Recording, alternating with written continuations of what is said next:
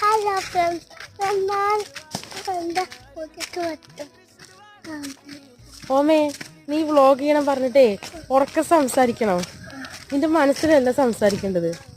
Okay? ആ, പറയണ്ട വല്ലത്. എന്തെങ്കിലുമൊക്കെ പറഞ്ഞോ. ഹലോ ഫ്രണ്ട്സ്, ഞാൻ ഒരു